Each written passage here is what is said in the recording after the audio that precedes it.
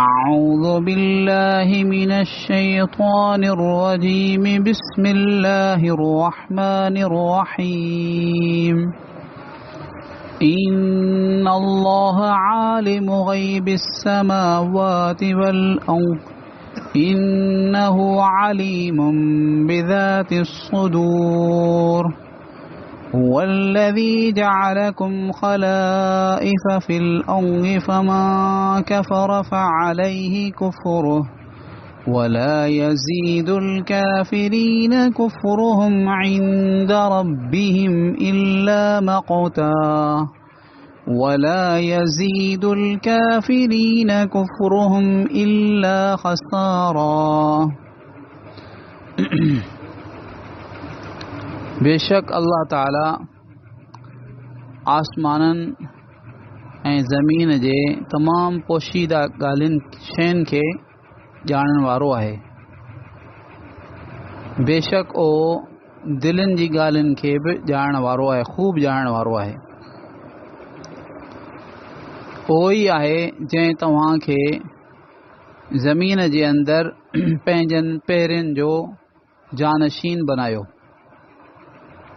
पोइ जेको माण्हू कुफ़्र इख़्तियार कंदो त उन ते आहे उन जे कुफ़्र जो वबाल, ऐं काफ़रनि जे लाइ उन्हनि जो कुफ़्र उन्हनि जे रब वटि ॿी कंहिं शइ खे नथो वधाए मगर ग़ज़ब खे, ऐं काफ़रनि जे लाइ उन्हनि जो कुफ़्र न वधाईंदो ॿी कंहिं शइ खे सवाइ खसारे जे। हिते अल्लाह रब्बुल आलमीन फरमायो त अल्लाह पाक ई इबादत जे लाइक़ आहे, छो जो अल्लाह रब्बुल आलमीन आसमान ऐं ज़मीन जी हर पोशीदा शइ खे ॼाणे थो। यानी अल्लाह ताला जो जेको इल्म आहे उहो कामिल आहे, ऐं अहिड़े इल्म वारो ॿियो को कोन्हे। जॾहिं कोन्हे त पोइ उहो इबादत जे लाइक़ आहे। ऐं अल्लाह ताला अहिड़ो अलीम आहे, अहिड़ो बाख़बर आहे, अहिड़ो इल्म वारो आहे जो सीननि में जेके राज़ पोशीदा आहिनि, सीननि में जेके ॻाल्हियूं पोशीदा आहिनि दिलनि में, उन खे बि अल्लाह ताला ख़ूब ॼाणे थो। इहो त कमाल इल्मी थियो, कमाल यानी कुदरत इहो आहे। ऐं अल्लाह रब्बुल आलमीन जी नेमत त अल्लाह ताला फरमाए पियो त अल्लाह तव्हांखे ज़मीन में पंहिंजनि पोयनि जो जानशीन बनायो। इहा बि वॾी हिकिड़ी अल्लाह रब्बुल आलमीन जी कुदरत जी निशानी आहे। जिन घरनि में हींअर असां रहूं पिया, जंहिं धरतीअ ते हींअर असां रहूं पिया, जेको कुझु मालो दौलत असां वटि आहे, जेको कुझु आहे उहो पहिरीं असां खां पहिरीं ॿियनि वठो, असांजा अब्बा ॾाॾा। त हीअ दुनिया जो हिकिड़ो निज़ाम आहे जंहिंमें हिकिड़ा वञनि था ॿिया अचनि था। पेरनि जी मिल्कियत, पेरनि जूं शयूं अल्लाह ताला ॿियनि जे हथनि में ॾेयो थो छॾे। त इहो कंहिं कयो? अल्लाह पाक कयो, अल्लाह पाक जानशीन बनायो। ऐं इहो बि मुराद थी सघे थो त उम्मत मुहम्मदिया अला साहिब अस्सलातु वस्सलाम खे इहो चयो पियो वञे त अल्लाह ताला ज़मीन में तव्हांखे पोयनि जो जानशीन बनायो। यानी हिन ज़मीन में पहिरियों कई उम्मतूं अची चुकियूं आहिनि, पर हाणे तव्हां उन्हनि खे अल्लाह ताला ख़तमु करे ऐं तव्हांखे अल्लाह ताला उन्हनि जी जाइ ते करे छॾियो, जानशीन करे छॾियो उन्हनि जो। उन्हनि वांगुरु जीअं हाणे तव्हां उन मां इबरत हासिल करियो त हीअ दुनिया जी ज़िंदगी जेका आहे उहा थोरे वक़्त जी आहे। जीअं तव्हां खां पहिरियां गुज़री विया ईअं तव्हां बि हलिया वेंदव, त उन करे इन वक़्त जो क़दुरु करियो। त हाणे जॾहिं अल्लाह रब्बुल आलमीन ई कामिल इल्म रखण वारो आहे ऐं कामिल कुदरत ऐं उन जी कामिल नेमत आहे असांजे मथां, त इन जो तक़ाज़ो इहो हो त असां अल्लाह रब्बुल आलमीन सभु जा सभु इंसान अल्लाह पाक खे मञीनि ऐं अल्लाह रब्बुल आलमीन जो शुक्रियो अदा कनि, शुकुर कनि। पर फमन कफ़र फअलैहि कुफ्र, पोइ जेको माण्हू कुफ़्र इख़्तियार करे, नाशुक्री करे, त उन ते ई उन जे कुफ़्र जो वबाल उन ते ई आहे। उन ॿिए कंहिंजो नुक़सानु कोन पियो करे, पंहिंजो ई नुक़सानु पियो करे, छो त हू जेको कुफ़्र करे पियो इन जो नुक़सानु हुनखे ई भोगणो पवंदो। वला यज़ीदुल काफ़िरीन कुफ़्रहुम इंद रब्बिहिम इल्ला मक़ता। अल्लाह ताला फरमाए पियो त काफ़िरनि जे लाइ उन्हनि जो कुफ़ुर उन्हनि जे रब वटि ॿी कंहिं शइ में इज़ाफ़ो कोन थो करे, ॿी कंहिं शइ में वाधारो नथो करे, बसि हिकिड़ी शइ में वाधारो करे थो, उहो आहे अल्लाह जो ग़ज़ब, यानी अल्लाह पाक जी नाराज़गी। ऐं उन नाराज़गी जो असरु दुनिया में बि कॾहिं ज़ाहिर थी वञे थो। अॻियां अल्लाह ताला फरमाए थो त काफ़रनि खे उन्हनि जो कुफ़ुर तरक़ी नथो करे, उन्हनि काफ़रनि जे कंहिं बि हालत में उन्हनि जो कुफ़ुर तरक़ी नथो ॾे, पर खसारे में, यानी आख़िरत जे एतबार सां, आख़िरत जे एतबार सां उन्हनि जो खसारो ई वधंदो, ॿियो को उन्हनि खे का शइ हिन में कोन मिलंदी। अॻियां अल्लाह ताला फरमाए थो क़ुल अरअयतुम शुरकाअकुमुल्लज़ीन तदऊन मिन दूनिल्लाह अरूनी माज़ा ख़लक़ू मिनल अर्ज़ि अम लहुम शिरकुन फिस समावाति अम आतैनाहुम किताबन फहुम अला बय्यिनतिन मिन्हु बल इन यइदु ज़ालिमून बअ्ज़ुहुम बअ्ज़न इल्ला गुरूरा।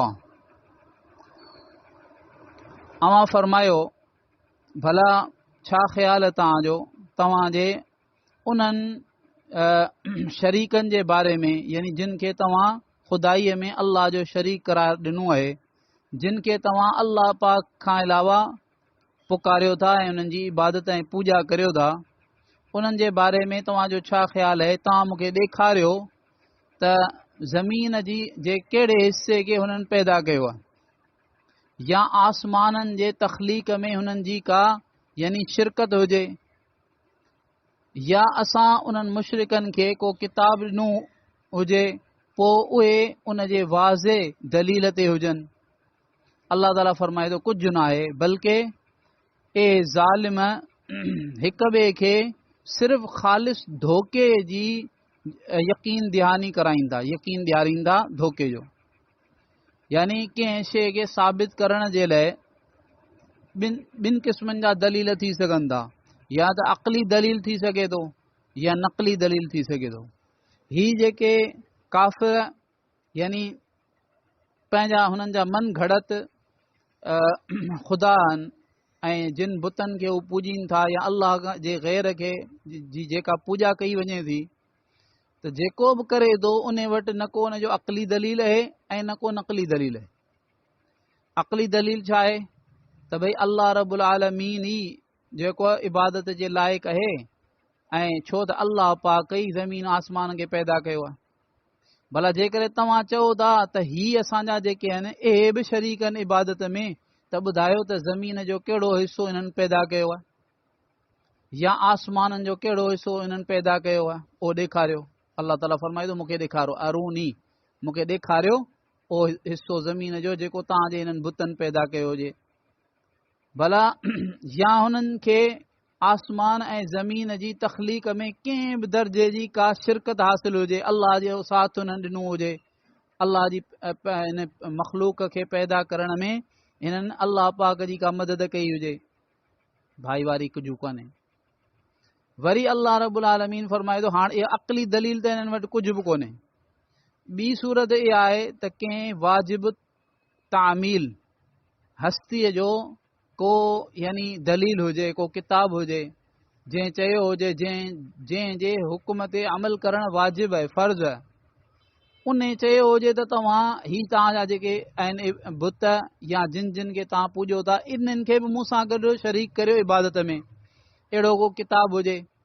अल्लाह ताला फरमाए थो अम आतैनाहुम, या असां हुननि खे को अहिड़ो किताब ॾिनो हुजे, पोइ उहे उन किताब मां कंहिं वाज़े दलील ते हुजनि, उन में लिखियलु हुजे त भई फलाणनि फलाणनि बुतनि खे बि मूं सां गॾु शरीक करियो, उन्हनि खे पुकारींदा करियो, उन्हनि खे मुश्किल कुशा चओ, उन्हनि खे हाजत रवाज सम्झो, किथे बि कोन्हे।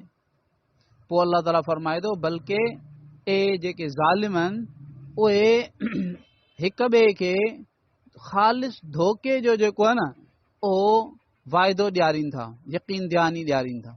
माना हिननि जा जेके वॾा आहिनि उहे हिननि खे चवनि था त भई ही जेके आहिनि न असांजा बुत, इहे असांखे जी मदद कंदा, हिते दुनिया में बि असांजी मदद कनि था ऐं आख़िरत में बि असांजी मदद कंदा।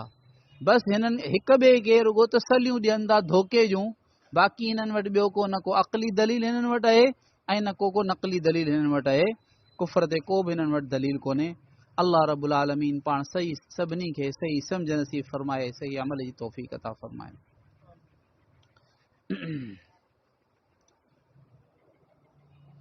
اللہ اکبر. یا ارحم الراحمین یا ارحم الراحمین یا ارحم الراحمین یا ذا الجلال والاکرام یا ذا الجلال والاکرام یا ذا الجلال والاکرام.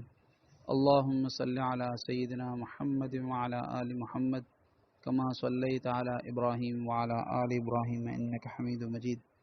اللهم بارك على محمد وعلى آل محمد كما باركت على إبراهيم وعلى آل إبراهيم إنك حميد مجيد. ربنا ظلمنا أنفسنا وإن لم تغفر لنا وترحمنا لنكونن من الخاسرين. ربنا آتنا في الدنيا حسنة وفي الآخرة حسنة وقنا عذاب النار. سبحان ربك رب العزة عما يصفون وسلام على المرسلين والحمد لله رب العالمين.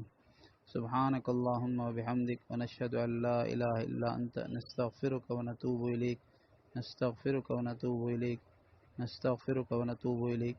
وصلى الله تعالى على حبيبه محمد وعلى آله وأصحابه وبارك وسلم. آمين برحمتك يا أرحم الراحمين. سبحان الله.